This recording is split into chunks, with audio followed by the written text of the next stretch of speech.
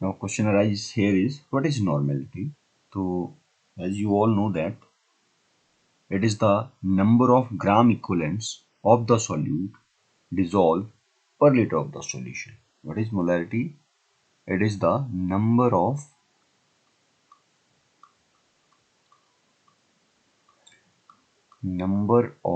gram equivalent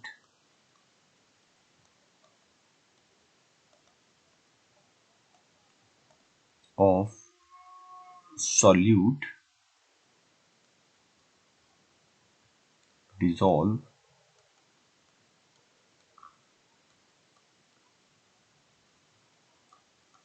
per liter of the solution.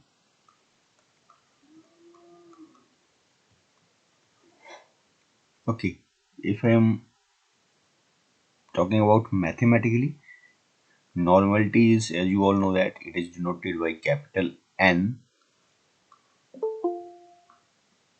इसको capital N से denote किया जाता है. Mathematically N is equal to gram equivalent of the solute, gram equivalent of the solute upon volume of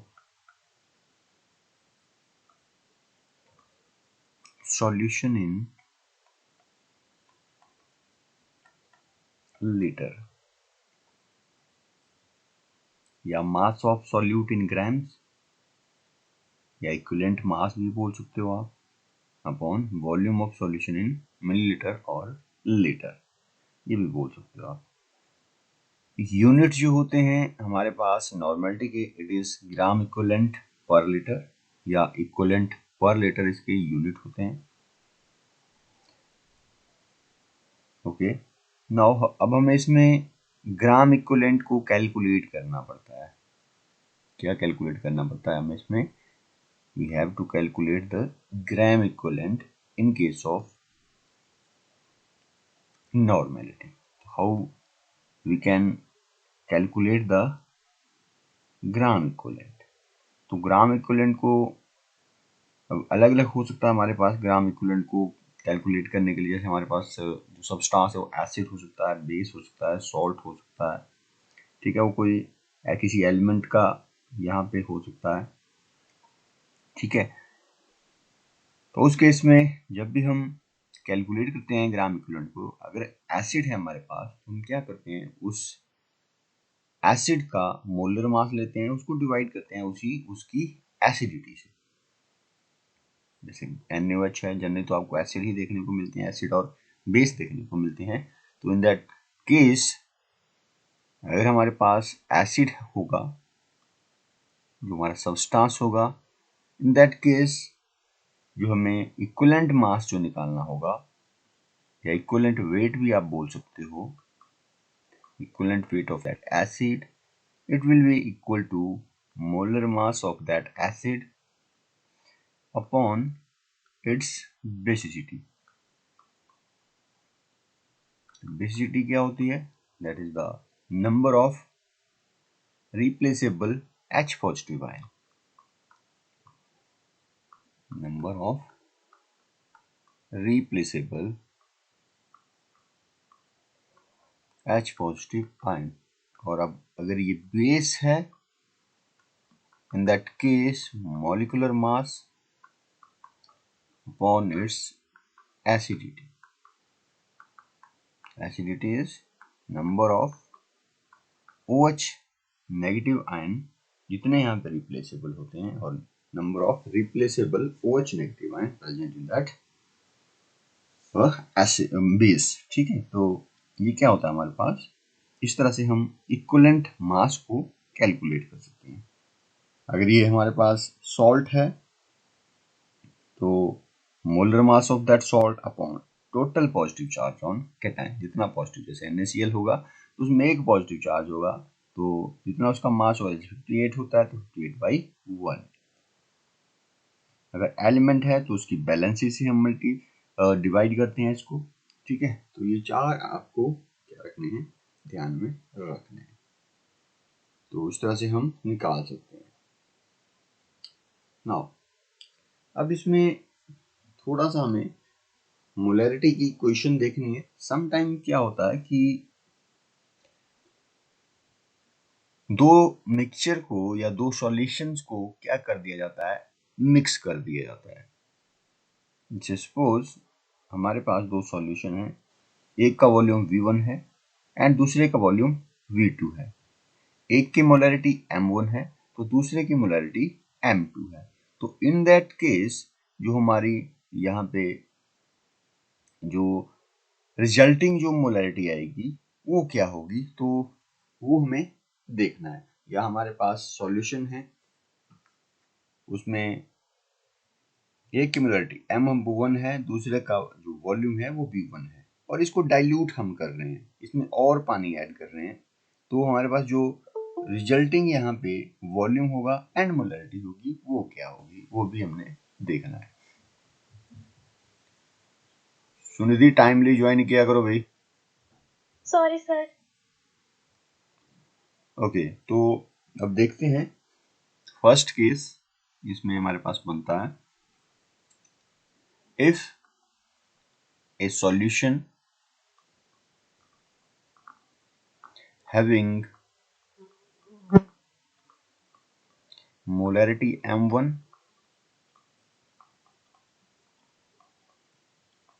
and volume V1 is diluted to volume V2 and molarity M2। In that case क्या हो जाएगा, अगर molarity पूछी जाए तो M1 V1 equal to M2 V2, ठीक है। तो आपसे मोलैरिटी पूछी जा सकती है, वॉल्यूम पूछा जा सकता है। आपको ये गिवन होगी, ये गिवन होगी, एक वॉल्यूम गिवन हो सकता है या मोलैरिटी गिवन हो सकती है। तो आपको इस फॉर्मूले को भी याद रखना है जब हमारे पास जो सॉल्यूशन होंगे उनको क्या किया जाएगा, मिक्स किया जाएगा। इसको भी आपको याद रखना है। सेकंड केस बनता है हमारे पास, यहाँ पे नॉर्मेलिटी भी निकाल सकते हो आप, N1 V1 equal to N2 V2, okay. और सेकंड केस जो इसमें आता है, जो आपको ध्यान में रखना है, if A solution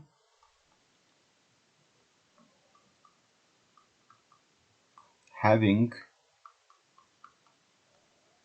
molarity M1 and volume V1 is mixed with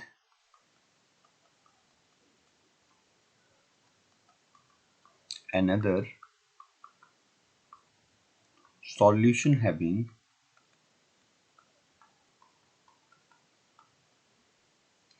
having molarity M2 and volume V2, तो in that case M1 V1 is M1 V1 यहाँ पे ऐड किया हुआ है क्योंकि in that case M2 V2 is equal to जो resulting बनेगी M3 इन V1 plus V2। इन दोनों में डिफरेंस क्या है, इसमें तो हमने जो फर्स्ट केस हमने किया, इसमें सिर्फ हम डाइल्यूट करते हैं। हमारे पास क्या है, जैसे 0.1 m की हमारे पास क्या है, NaCl का सॉल्यूशन है, ठीक है। इसको मैं क्या कर रहा हूँ, डाइल्यूट कर रहा हूँ, इसमें और पानी में डाल रहा हूँ। तो इन दैट केस अगर हमें निकालना हो इस सॉल्यूशन की मोलैरिटी, जैसे इसमें मान लो कि ये हमारे पास 1 m का सॉल्यूशन है। 1 m का सॉल्यूशन का मतलब क्या हुआ कि हमने 58.5 ग्राम NaCl को 1 लीटर ऑफ द सॉल्यूशन में ऐड किया हुआ है। ओके, नाउ अब अगर मैं इसमें 50 ml और वाटर डालता हूँ तो पूछा जाएगा कि what is the molarity of that solution. ठीक है, तो यहाँ पे आप क्या 1 m इसकी मोलैरिटी है, वॉल्यूम कितना है 1000, m2 आपको निकालना है, v2 आपके पास क्या है 500 ml। तो आप इजीली यहाँ से m2 निकाल सकते हो। बट इस केस में क्या होगा, सेकंड केस में आपके पास यहाँ पे क्या बोला हुआ है कि आपके पास मोलैरिटी है m1b1, उसको मिक्स किया जाता है अनदर सॉल्यूशन के साथ जिसकी मोलैरिटी क्या है m2b2, और उसके बाद इन दोनों को जब हमने मिक्स कर दिया, ठीक है, जैसे हमने एक बिकर में यहाँ पे क्या किया हुआ है, एक बिकर लिया हुआ है हमने, इसमें मैंने मान लो NaOH का सॉल्यूशन मिलाया हुआ है, बनाया हुआ है, जिसकी मोलैरिटी है हमारे पास जैसे 0.5 m मान लिया हमने। अब एक और मैंने सॉल्यूशन बनाया हुआ है, इसकी हमने 0.75 m का ये सॉल्यूशन बनाया हुआ है। अब मैंने क्या किया, इन दोनों को मैंने मिक्स कर दिया, तो जो रिजल्टिंग जो सॉल्यूशन बना उसकी क्या मोलैरिटी होगी, तो इसमें m1v1 ये क्या है m2v2। ठीक है, अब हमने इनको क्या कर दिया, ऐड कर दिया, तो जो थर्ड जो मोलैरिटी जो बनेगी हमारे पास m3 into b1 plus v2, वो ये यहाँ से आपकी आ जाएगी। ठीक है, ये आएगी, ये जो हमने यहाँ पे लिखा ये आएगी अगर हमारे पास जो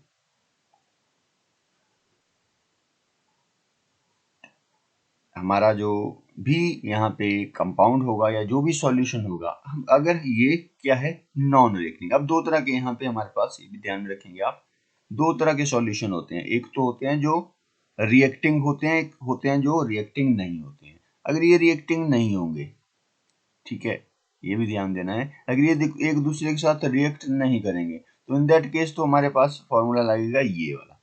बट सम टाइम अगर ये रिएक्टिंग होगी, जैसे यहाँ पे ये तो आपका रिएक्टिंग का है क्योंकि ये तो NaCl है तो रिएक्ट कर जाएंगे, बट जैसे एक मान लिया मैंने यहाँ पे जैसे HCl भी इसके साथ रिएक्ट कर जाएगा। ठीक है, तो अगर ये रिएक्टिंग नहीं होंगे उस केस में आपका फॉर्मूला लगेगा ये, बट ये अगर रिएक्टिंग होंगे, एक दूसरे के साथ रिएक्ट कर जाएंगे, तो हमारा जो फॉर्मूला होगा m1v1 minus m2v2 is equal to, ये हो जाएगा m3v1 प्लस v2। ये कब यूज होगा, जब हमारे ये क्या होंगे रिएक्टिंग होंगे, हमारा जो सॉल्यूशन होगा ये क्या करेगा, एक दूसरे के साथ रिएक्ट कर लेगा। ओके ओके, नाउ अब सम टाइम क्या होता है कि हमें पेपर में जल्दी होती है, तो हमें जो है उस केस में कुछ एक ये जो डायरेक्ट फॉर्मूले होते हैं ये पता होने चाहिए। ठीक है, तो इसमें नॉर्मेलिटी किस तरह से मोलैरिटी के साथ रिलेटेड है। ठीक है, अगर आपको डायरेक्ट आंसर निकालना हो, ठीक है, क्योंकि समटाइम लेंथी क्वेश्चन आ जाते हैं, तो ये एक दूसरे के साथ क्या है, इंटरलिंक्ड है, इंटरकनेक्टेड है। ठीक है, जैसे मैं नॉर्मेलिटी और मोलैरिटी का रिलेशनशिप देखूं, ये आप निकाल सकते हैं खुद, तो जो नॉर्मेलिटी जो होती है, नॉर्मेलिटी जो होती है it is equal to molarity into, अगर एसिड है हमारे पास तो उसकी बेसिसिटी के साथ अगर मल्टीप्लाई कर देंगे तो नॉर्मेलिटी आ जाएगी। या मैं यहाँ पे ये भी लिख दे रहा हूँ मोलर मास, ये आप फॉर्मूले से इन दोनों को निकाल सकते हो, इक्विवेलेंट मास, इक्विवेलेंट मास, या एसिड है तो आप लिख सकते हो molarity into basicity of that acid, basicity of that acid। चलो ये आपका नॉर्मेलिटी, ठीक है, और अगर हमने बेस के लिए निकालना है तो उस की एसिडिटी ऑफ दैट बेस।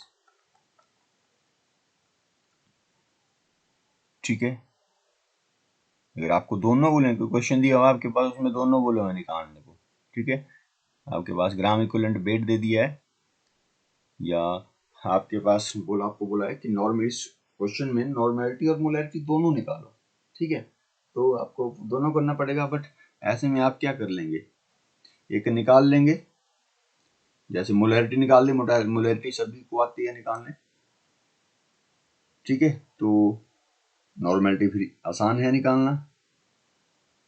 आपने क्या किया, मोलैरिटी निकाली, तो मोलैरिटी और नॉर्मेलिटी के बीच में क्या रिलेशन है, normality equal to molarity into basicity of that acid, ठीक है, तो मोलैरिटी को उसकी बेसिसिटी, जैसे H2SO4 है, 2 से मल्टीप्लाई कर दिया, NaOH होगा तो यहाँ पे 1 से मल्टीप्लाई होगा, ठीक है, तो आपकी नॉर्मेलिटी भी निकल के आ जाएगी, ठीक है। या आप इसी को ही नॉर्मेलिटी के लिए आप इसी का ही यूज कर सकते हैं।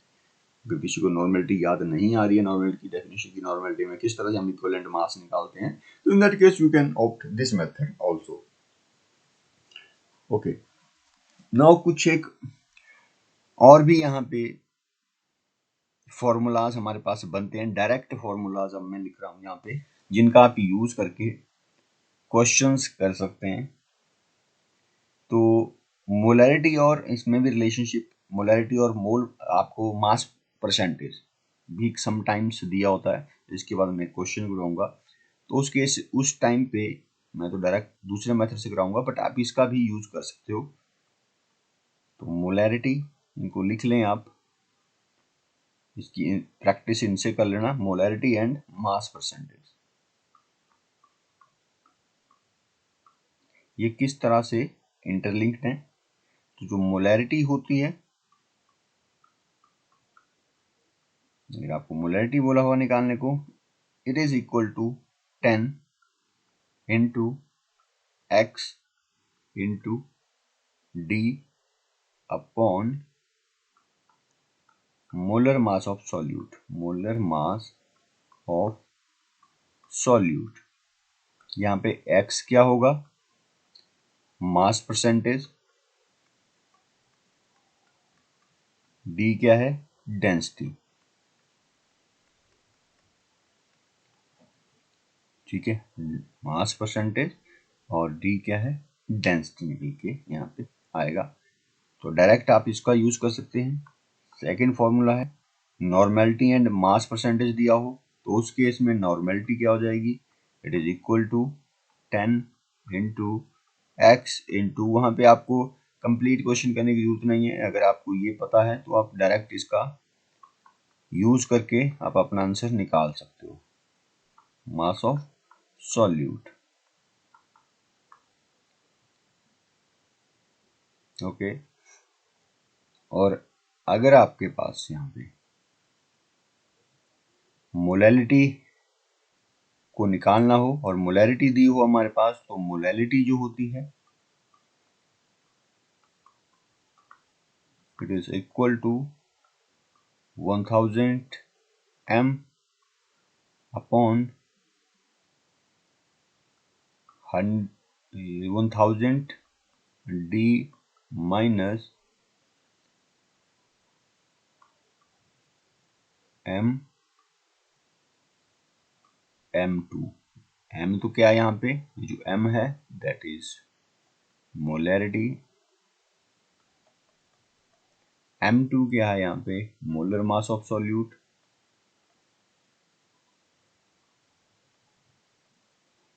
एंड d आप जानते हैं that is density of the solution.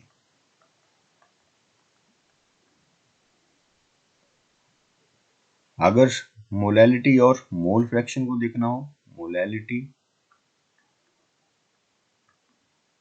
And mole fraction, तो मोलैलिटी जो होती है, it is equal to 1000 x2 upon x1 m1। तो x क्या है यहाँ पे, मोल फ्रैक्शन, और मोलैरिटी और मास, ये मोल फ्रैक्शन का देखना हो तो it is equal to 1000 d x2 upon x1 m1 plus x2 m2। तो ये फॉर्मूले हैं जिनका यूज करके आप डायरेक्ट अपना आंसर निकाल सकते हो। इनको भी एक बार जरूर आपने देख लेना है, ये फाइनल के लिए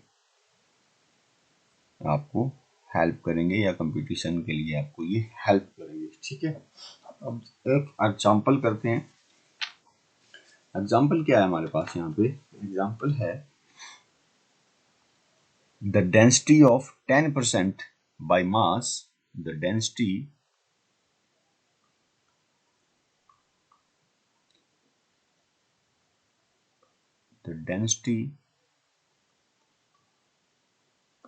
of 10% by mass of KCl solution is 1.06 gram centimeter cube. Calculate molarity of the solution. Now, अब हमने कल मास परसेंटेज को देखा था कि मास परसेंटेज क्या होती है। तो यहाँ पे 10% का आपको मतलब बताया था कि 10% मीन्स कि हमारा जो रिजल्टिंग सॉल्यूशन होगा इसको 100 ml के सॉल्यूशन में प्रिपेयर किया होगा। What does 10% mean? कि जो हमारा रिजल्टिंग जो सॉल्यूशन बनेगा इसमें 10% सॉल्यूट है, 90% क्या है? वाटर है इसमें।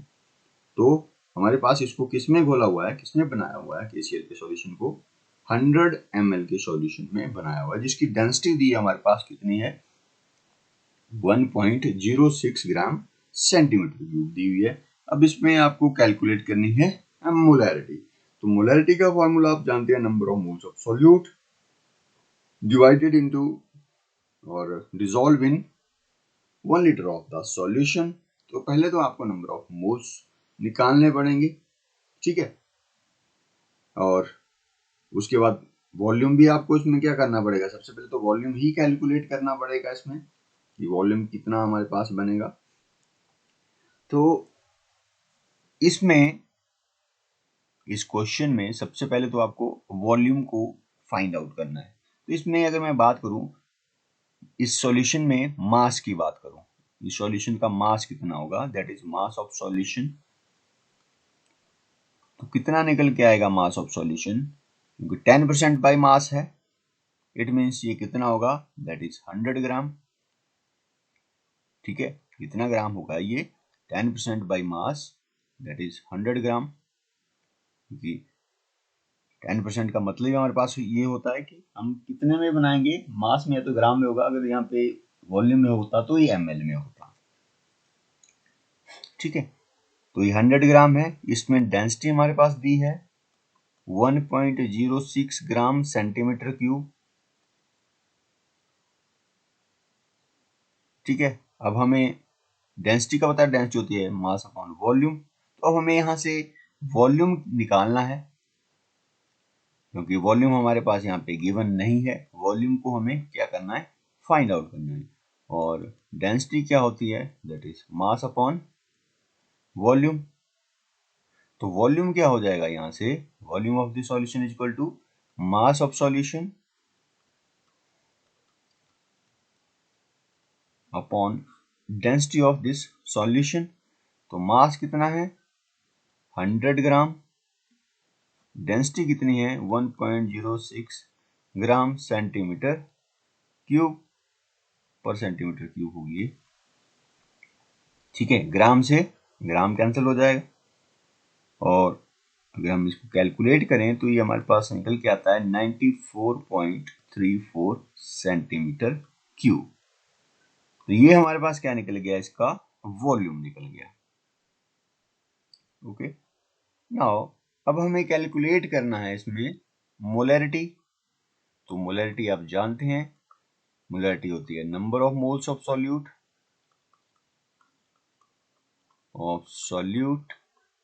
Upon volume of solution in litre. तो नंबर ऑफ मोल्स आप जानते हैं नंबर ऑफ मोल्स हम निकालते हैं मास अपॉन मोलर मास। तो मास इसमें हमें दिया हुआ है 10 ग्राम बोला हुआ है, 10% का मतलब ही क्या है 10 ग्राम। तो किसका मास है, mass of KCl that is 10 ग्राम। और मोलर मास अगर हम इसका कैलकुलेट करें तो पोटाशियम का होता है 39 एंड Cl का होता है 35.5। तो ये निकल के आता है 74.5 ग्राम पर मोल। ठीक है, तो अब हमें मोलैरिटी निकालनी है। तो मोलैरिटी क्या हो जाएगी, ये 10 अपॉन 74.5 ग्राम पर मोल। ठीक है, और हमने वॉल्यूम निकाल लिया है पहले ही। तो वॉल्यूम कितना निकल के आया हमारे पास 0.0943 डेसीमीटर क्यूब। ठीक है, सेंटीमीटर क्यूब को हम डेसीमीटर क्यूब भी लिख सकते हैं, ये सेंटीमीटर क्यूब भी आप इसको रहने दे सकते हैं। जब हम इसको अब कैलकुलेट करते हैं तो हमारे पास यहाँ पे निकल जाता है 1.42 मोल डेस पर डेसीमीटर क्यूब या 1.42 m। ठीक है, तो इस तरह से आप इसको कैलकुलेट कर सकते हैं। ये जो हमने यहाँ पे वॉल्यूम निकाला था ये लीटर में ही हमने कैलकुलेट किया था। अब डायरेक्ट अगर हमें उस मेथड से करना है, क्या बोला है हमें निकालने को, हमें बोला है मोलैरिटी निकालने को और परसेंटेज दी हुई है हमें यहाँ पे। तो आप डायरेक्ट इसमें क्या कर सकते हो, हमारे पास x पता है, हमें d पता है, हमें डेंसिटी का पता है हमें, और molar mass of this solute पता है हमें। तो इसी क्वेश्चन में अगर हम देखें तो क्या था 10 इंटू एक्स कितना था, दैट इज मास परसेंटेज 10 थी, और डी डेंसिटी कितनी दी थी हमें, डेंसिटी थी 1.06 gram centimetre cube upon molar mass of solute जो हमने अभी अभी निकाला था दैट इज 74.5। ठीक है, निकालो जरा कितना आता है इसमें, आंसर कितना निकल के आ रहा है हमारे पास, कैलकुलेट करो जरा इसको।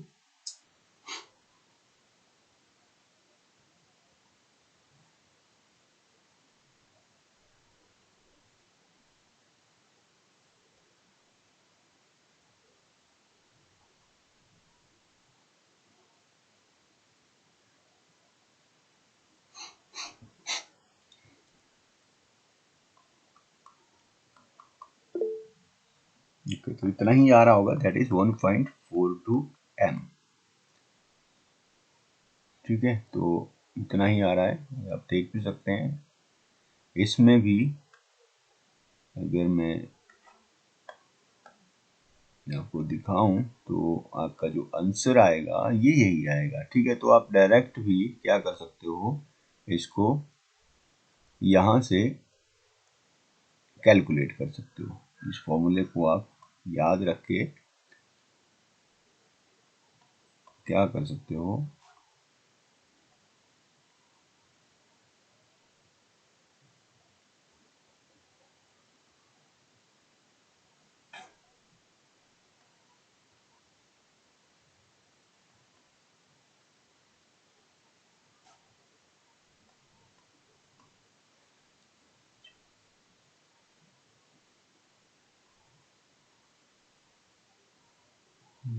ठीक है। तो इस तरह से आप इसको जो है अपना आंसर यहाँ से निकाल सकते हो।